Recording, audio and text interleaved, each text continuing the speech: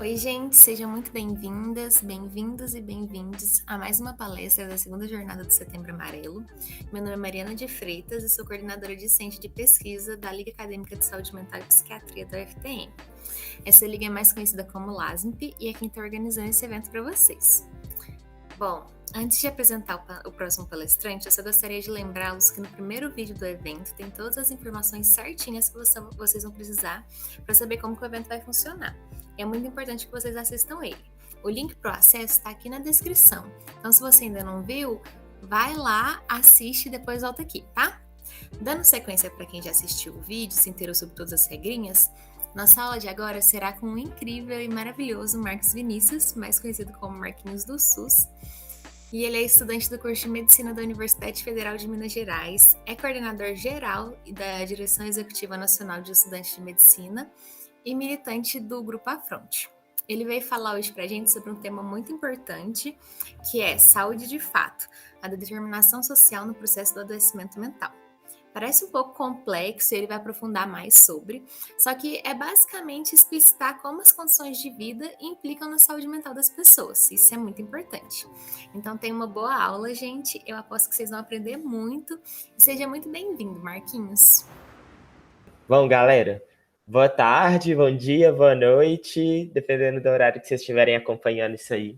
Vou começar me apresentando. Meu nome é Marcos, eu sou estudante de medicina do 8º período aqui na UFMG. Estou esse ano coordenador geral da Direção Executiva Nacional de Estudantes de Medicina, a DENEM, que é a nossa entidade representativa, né, de cada uma estudante de medicina aí pelo país inteiro. Construo meu DCE aqui na universidade, faço parte do meu DA, o DAB, sou da diretoria da União Estadual dos Estudantes, do coletivo Negrex e do GENI, né, que são movimentos negros na medicina, e sou de uma juventude anticapitalista que chama Afronte. Eu acho que hoje conversar um pouco sobre adoecimento mental e toda a situação política que a gente está vivendo, mas também pensar a ideia de como que o processo de saúde e adoecimento é determinado socialmente, é um debate que, para nós, mais que nunca, está muito presente, né? E a gente não chega nessa situação à toa. Esses dados que estão aí na tela, inclusive, eles são antigos, mas eu até preferi trazer assim, porque eu acho que isso coloca uma perspectiva para a gente, que a cada vez que a gente vai debater esse tema esse ano, o nosso número de mortos aumenta bizarramente, né? Na época que eu fiz esse slide, a gente estava falando de 432 mil mortes no Brasil. Hoje a gente já superou em muito essa marca, em mais de 100 mil mortos depois disso, né? Superando aí 540 mil mortos por todo o país, com uma vacinação que agora avança um pouco melhor, mas avança a passos muito mais lentos do que a gente gostaria e precisava para esse momento, né? Não é coincidência a gente ver pessoas que já foram vacinadas completamente tendo complicações de Covid que não era para ter. É porque o risco social está muito aumentado nesse momento, porque a pandemia segue num descontrole. E isso não é coincidência também. Quando a gente para pensar que há mais de um ano atrás, quando tudo isso começou, né, principalmente por volta do mês de março, quando começou aquelas primeiras medidas de isolamento social, de debates para parar as aulas, interromper as atividades e tudo mais, nesse contexto, o governo federal já tinha lançado uma campanha, hashtag o Brasil não pode parar, né, que já naquele momento eles estavam deixando muito claro, assim, que não importa quantas vidas a gente precisasse perder, não importa o custo social, né, o estrago social que isso traria, eles estavam dispostos a colocar os lucros acima das vidas, assim, né? E não dá nem para falar que foi para recuperar a economia, que olha a situação econômica que a gente também tá. Mas vamos conversar um pouquinho isso melhor. E também, quando a gente pensa na realidade do nosso país, né, do Brasil, falar nesse genocídio em curso pela Covid é também necessariamente falar sobre o racismo estrutural, porque só isso explica quando a gente pensa que a maior parte desses mortos são pessoas negras. Bom, a gente passou por uma situação muito complexa com a vacinação, né? Nós, um país que tem um dos melhores planos nacionais de imunização do mundo, né? E o SUS uma referência nesse processo de capilarizar, de fazer campanhas em massa, um calendário vacinal exemplar. No ano passado, o governo federal rejeitando diversas ofertas de vacina, né, várias do Butantan, da Pfizer e tantas outras. E no início desse ano a gente vendo discussões muito questionáveis, né, quando a gente pensa que a Câmara estava discutindo a compra de vacinas pelo setor privado. Vale dizer que nesse momento, pensar qualquer distribuição com equidade de um recurso escasso, de forma alguma nunca pode colocar o lucro como um critério, né? E sim salvar vidas promovendo justiça social.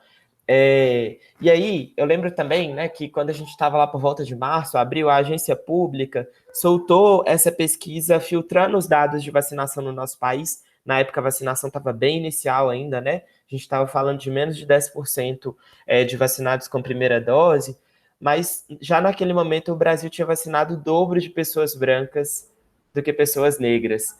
E isso, sim, com fatores muito significativos para a gente pensar por trás. Vou dar um exemplo, né? Quando a gente olha para as internações por Covid, pensando pessoas brancas e pessoas negras. Em média, pessoas brancas levam 9,4 dias desde que manifestou os primeiros sintomas até a internação. Esse tempo para pessoas negras é de 11 dias. Quando a gente está falando, então, desde que a pessoa foi internada, né, na UTI, até evoluir para o pior desfecho, que é o óbito, esse tempo para pessoas brancas no Brasil era de 7,9 dias. Para pessoas negras é de 6 dias.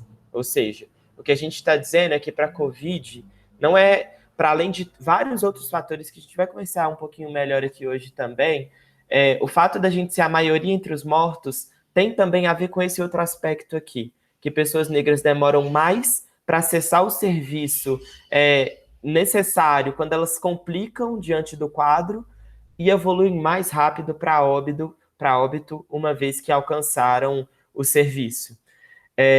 Um outro fator que eu acho que para a gente, enquanto estudantes de medicina, profissionais futuros profissionais da saúde de modo geral, é algo muito relevante de pensar, que são as notificações de Covid-19 pelo quesito raça-cor, né? Que é a gente que preenche, né? O profissional da saúde que preenche, e que a taxa de preenchimento é muito baixa e que, inclusive, vacilou muito ao longo dessa pandemia, né?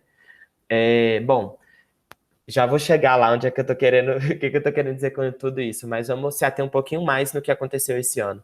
É também pensar, né, que no fim do ano passado, o auxílio emergencial, que foi a principal política que o Brasil teve para proteger socialmente sua população diante das pressões que o distanciamento social provoca, né, e também que a própria crise sanitária provoca também uma crise política e social.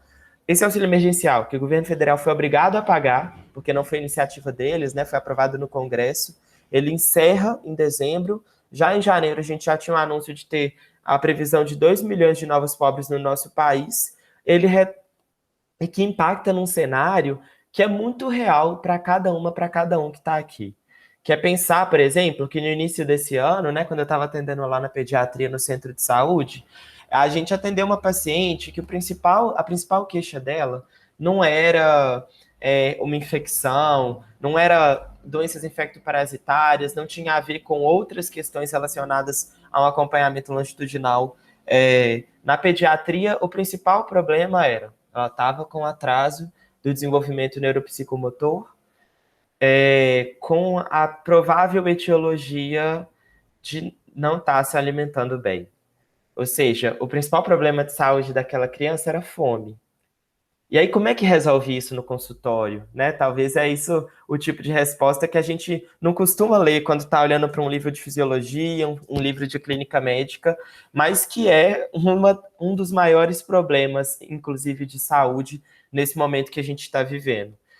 Pensar que o auxílio emergencial retornou em abril desse ano com valor médio de R$ 250, que essa crise política, econômica, social, sanitária que a gente está vivendo provoca, com um genocida conduzindo, né, todo esse processo, provoca, por exemplo, essa alta absurda no preço dos alimentos, e aí é a pergunta que fica para nós: o que é que dá para comprar com R$ 250 no supermercado hoje?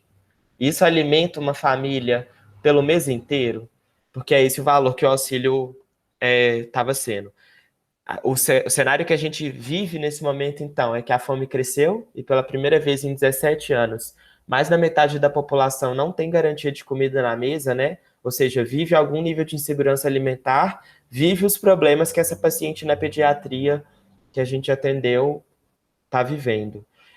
E que nesse ano da pandemia, e também não é uma coincidência, o Brasil ganhou 11 novos bilionários na lista da Forbes, o que faz a gente pensar, quando a gente olha para um lucro recorde nos grandes conglomerados da educação, um lucro recorde dentro dos convênios de saúde, que é pensar assim, tem alguém lucrando com toda essa desgraça que a gente está vivendo. Bom, a gente passa por uma série de questões que aconteceu ainda esse ano também, né?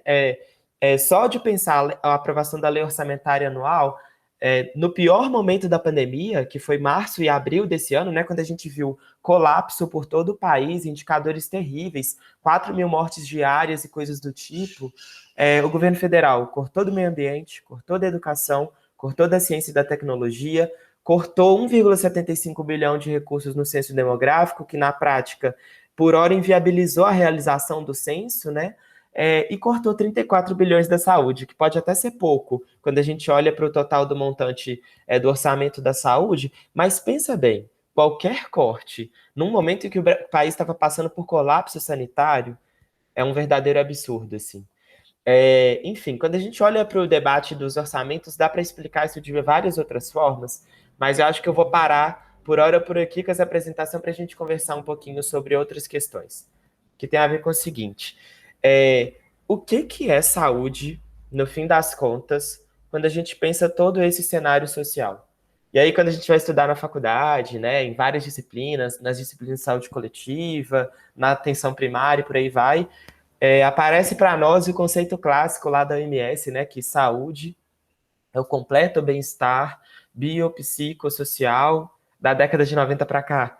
Dá para introduzir o espiritual também, né? Mas isso coloca algumas coisas para a gente pensar, assim. Quem hoje, nesse contexto político que nós estamos falando, vive um completo bem-estar biopsicossocial? Eu não conheço nenhuma pessoa, assim, não sei falar nenhuma. E isso que também traz uma reflexão para nós, que é pensar assim, então quem é que tem saúde? Ou mais, como é que a gente vai conseguir promover saúde num contexto como esse, já que a gente está falando de um completo bem-estar biopsicossocial? Eu acho que quando a gente olha, especialmente para o que a pandemia escancarou, mas também, e essa reflexão dá para fazer em absolutamente qualquer realidade nossa no consultório, no dia a dia, fora dele, na sala de aula, enfim, qualquer reflexão de promoção da saúde, qualquer espaço de prevenção e promoção do cuidado. Que é o seguinte: não tem como debater saúde, e aí nós com certeza reivindicamos que a saúde ela é condicionada pelo biológico, que importa muito a fisiologia, importa a gente conhecer toda a parte do campo biomédico. Mas ele sozinho não consegue explicar a complexidade que é o processo de saúde e adoecimento. Então, o que consegue, né? No fim das contas, o que explica isso? É a ideia dos determinantes sociais da saúde? É uma forma de entender o problema, né? Essa ideia de que a ausência de saneamento básico, a pobreza, a violência, outros aspectos indicadores como esses, eles também atravessam as condições de saúde das pessoas. Mas eu acho que tem que ter uma reflexão mais ampla que a gente precisa fazer. Porque senão, não dá para entender muito bem por que hoje no país, por exemplo, o jovem, né, que mais morre por incidência de arma de fogo ou diante de intervenções policiais são pessoas negras. E que isso é um problema de saúde. Não dá para a gente entender a complexidade de toda a discussão, do debate, né, dos vícios, do uso de álcool e outras drogas de modo geral, em especial a política do Estado diante disso, que hoje a principal delas é a guerra às drogas, né, e não uma excelente rede bem estruturada de proteção social e de cuidado em saúde. A gente não consegue entender esses processos sem entender esses outros aspectos que atravessam a saúde, mas também traz outras reflexões, no fim das contas, para a gente. Como é que resolve o problema de saúde da criança que está passando fome? Como é que resolve o problema de saúde da paciente, como eu já atendi, de uma travesti adolescente que está em situação de vulnerabilidade, foi expulsa de casa, acabou de receber um diagnóstico positivo de HIV e que está nessa situação, né? Saiu de casa, inclusive, por violência doméstica. Como que resolve esse quadro? Você vai fazer uma prescrição e está resolvido? Ou também, sabe, qualquer outra situação dessas que a gente hoje está vendo cotidianamente, né? Da gente sentir que até os processos de morte estão absolutamente banalizados porque a gente se desensibilizou com o genocídio que está em curso. Esse tipo de coisa a gente só consegue entender ao pensar que a saúde ela é necessariamente determinada socialmente. Isso vai, inclusive, numa visão para além de pensar que existem indicadores que atrapalham, né, ou que causam o nosso adoecimento. Porque se a gente pensar assim, então tá simples. É só resolver esse indicador que eu resolvi essa questão do social na saúde. Então, se a pessoa não tem saneamento básico, é só dar saneamento básico. Se a pessoa é pobre, é só fazer com que ela não seja pobre. Mas aí entra uma série de outras discussões.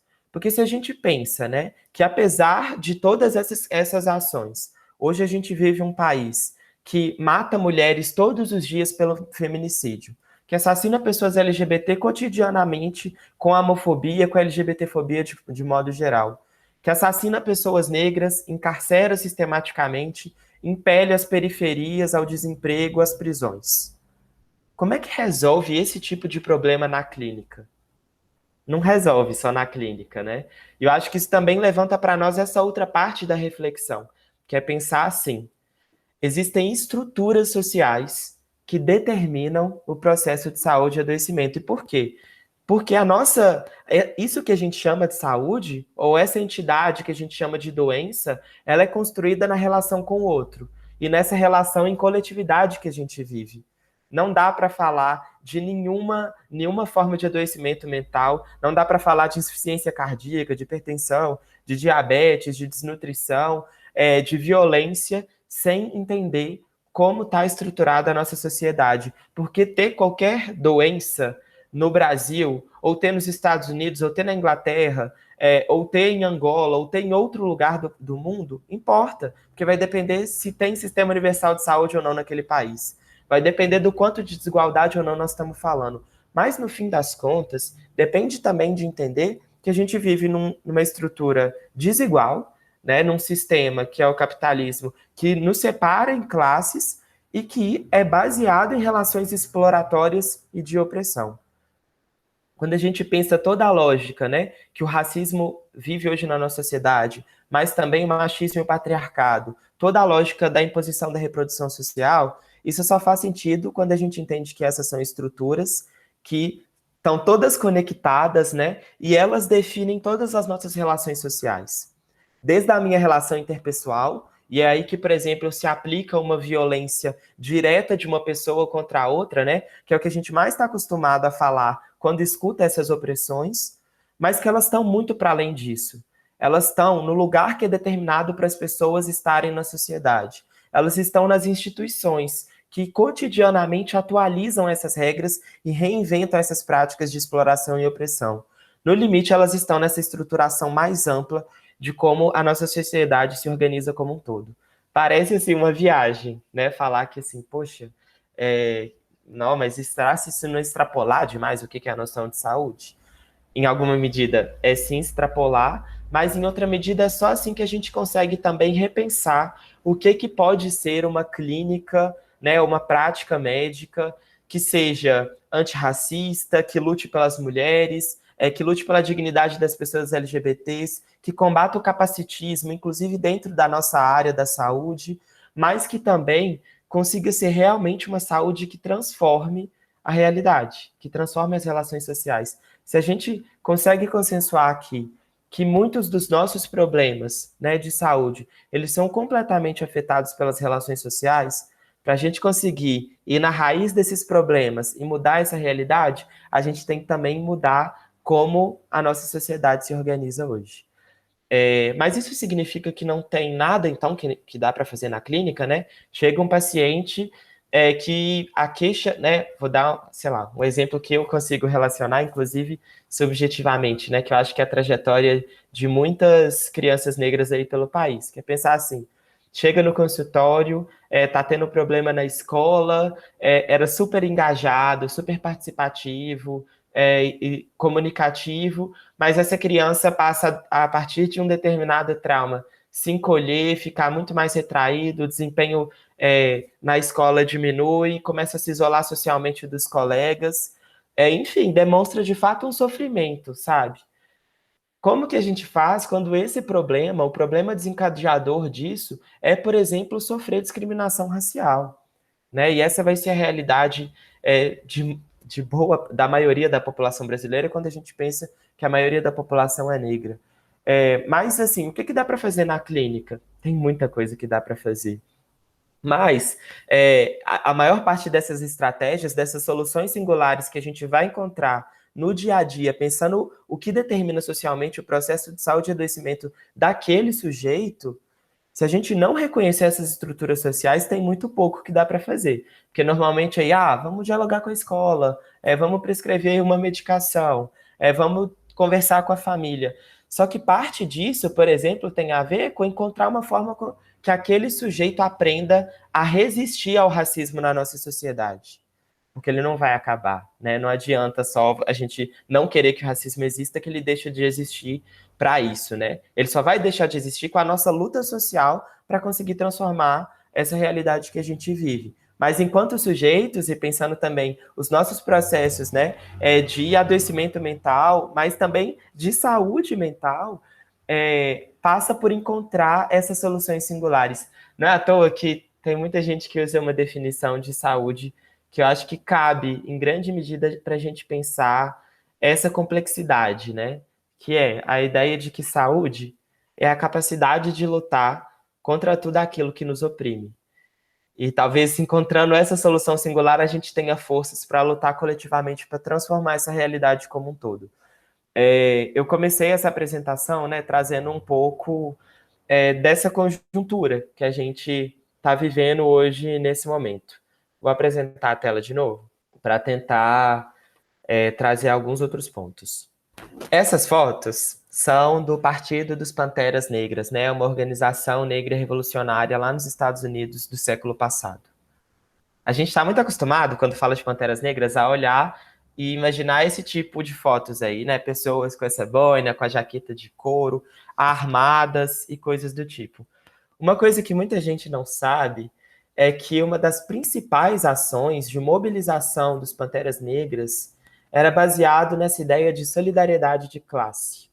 Ou seja, se o Estado estadunidense, naquele contexto, negligenciava deliberadamente, e ainda hoje faz, né, a população negra dos Estados Unidos, né, se o nosso povo estava passando fome, impelido ao desemprego, largado, né, a constantes violências, especialmente da polícia, nós por nós vamos achar soluções para a gente cuidar uns dos outros.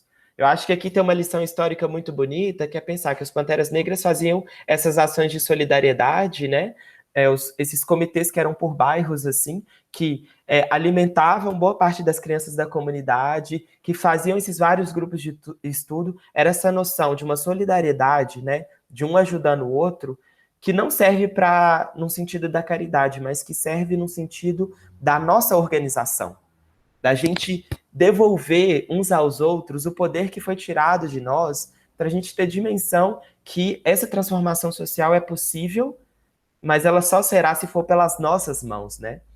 E isso também tem um paralelo muito interessante com esse momento que a gente está vivendo. Numa situação em que a pandemia chega no Brasil, né, com o SUS muito atacado, né, historicamente subfinanciado, mas especialmente de 2016 para cá, com a Emenda Constitucional 95, desfinanciado, né? Então a gente tem cada ano que passa menos recurso para a saúde, cada ano que passa menos recurso para a educação, num cenário em que as proteções trabalhistas, né, outro pilar aí da Seguridade Social no nosso país, assim como a reforma da Previdência que aconteceu, tá tudo sobre franco ataque.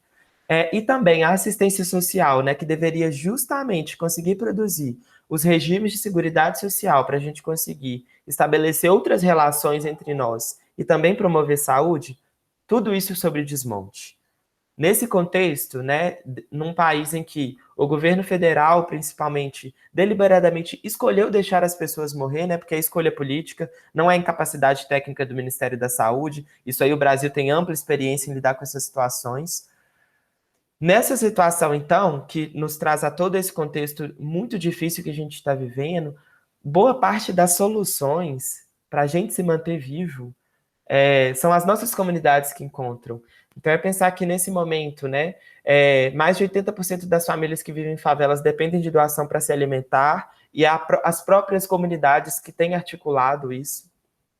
Mas também, né, isso aí por tudo quanto é comunidades do país. E ações que, inclusive, a gente promove, né? Quantas campanhas a gente não viu aí de CA, DA, DCE organizando por todo o país para fortalecer, inclusive, nós, estudantes, né? Num momento que a assistência estudantil também está sob ataque.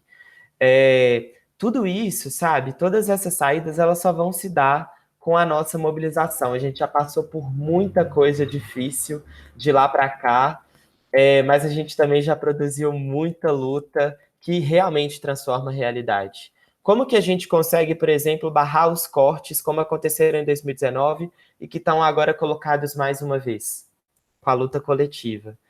Como é que a gente conseguiu barrar a ameaça do Futurice, por exemplo, com o mesmo processo? Eu acho que isso também nos coloca algumas outras coisas para pensar assim, né? Que é o seguinte, a gente está vivendo um contexto que é muito difícil, né? Que tira muito da gente a esperança e que deixa mais claro que nunca o quanto que a saúde ela é determinada socialmente, né? E que se a gente não consegue resolver todas essas questões na clínica, então existe também um papel social para a medicina e para a promoção da saúde que está para além do consultório, que é esse papel de se mobilizar diante das coisas que a gente considera errado, de agir junto com as outras pessoas que também estão dispostas a se colocar em movimento para buscar transformar essa realidade.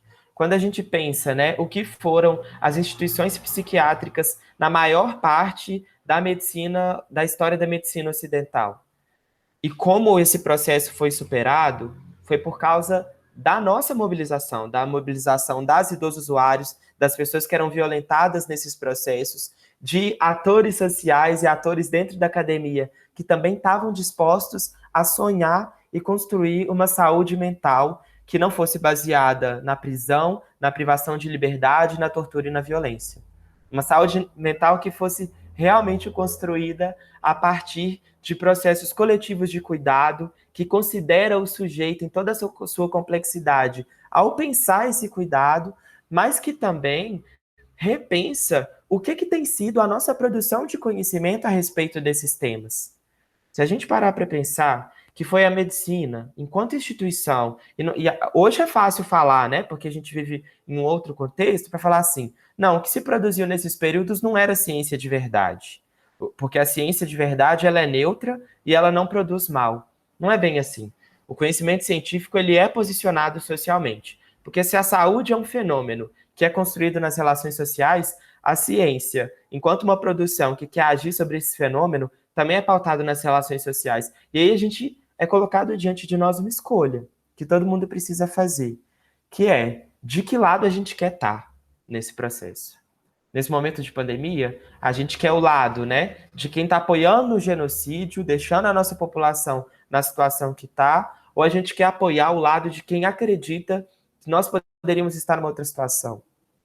No caso da reforma sanitária, mas também da luta antimanicomial como um todo, é pensar assim, qual é o lado que a gente escolhe nesse processo? Porque a medicina escolheu historicamente um lado.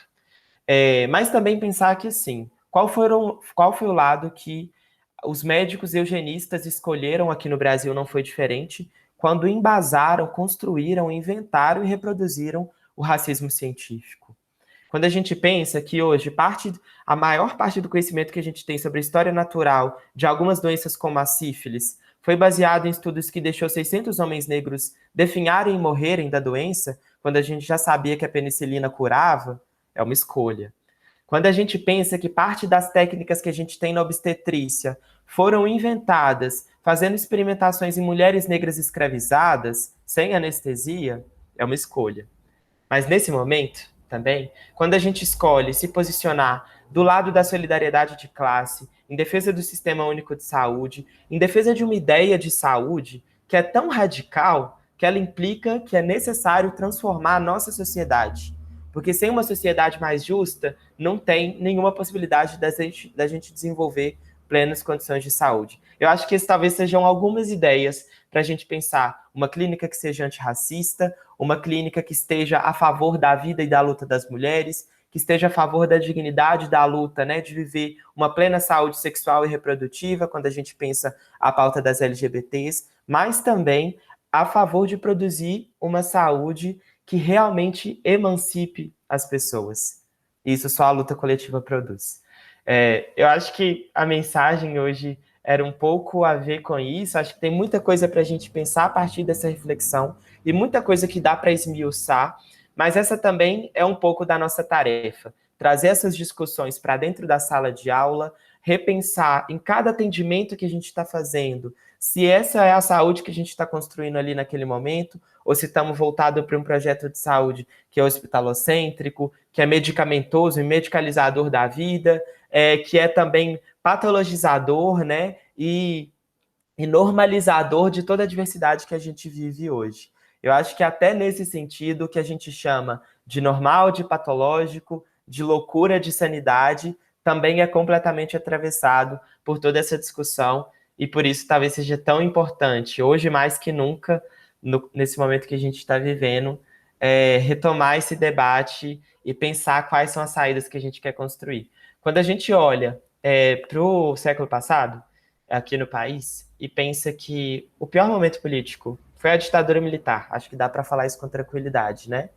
E pensar que desse pior contexto político, que foi a ditadura militar, pessoas como nós, estudantes, professores, profissionais da saúde, inauguraram o direito à saúde no nosso país e ousaram sonhar, construir e criar o Sistema Único de Saúde. Desse momento muito difícil que a gente também está vivendo, é possível construir outras saídas que talvez ninguém nunca imaginou que seria possível.